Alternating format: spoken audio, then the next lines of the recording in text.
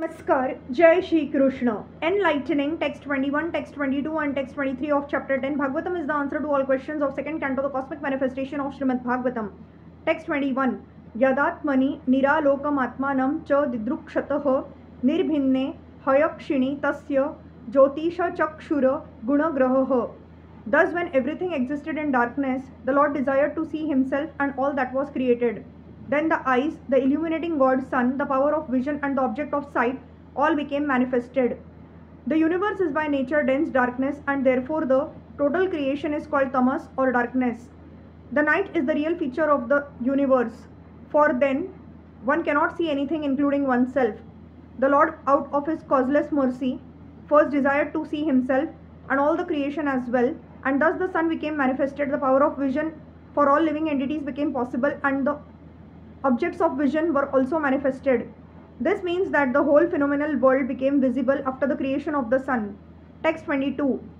Bodhya manasya rishi bhirat manastaja jigrukshataha karanau cha nirbhidyetam dishaha shrotram gunagrahaha. By development of the desire of the great sages to know the ears, the power of hearing, the controlling deity of hearing, and the objects of hearing became manifested.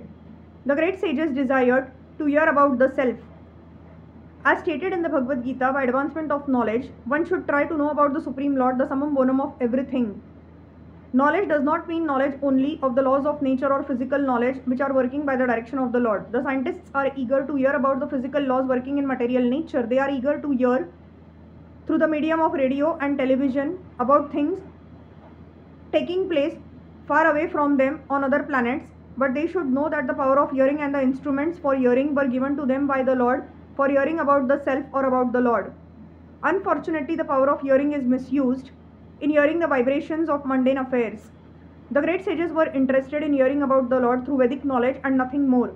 That is the beginning of oral reception of knowledge. Text 23.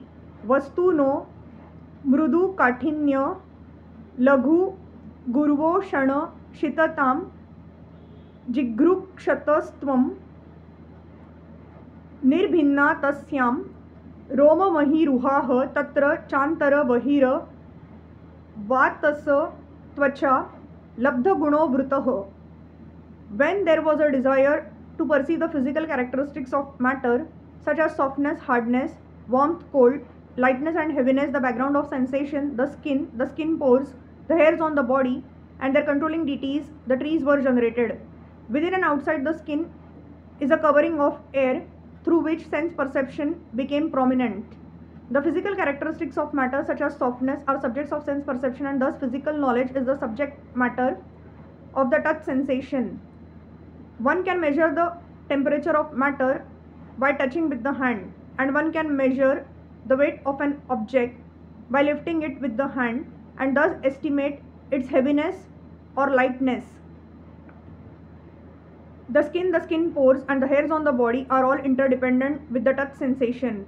The air blowing within and outside the skin is also an object of sense perception. This sense perception is also a source of knowledge, and therefore it is suggested here that physical or physiological knowledge is subordinate to the knowledge of the self as mentioned here.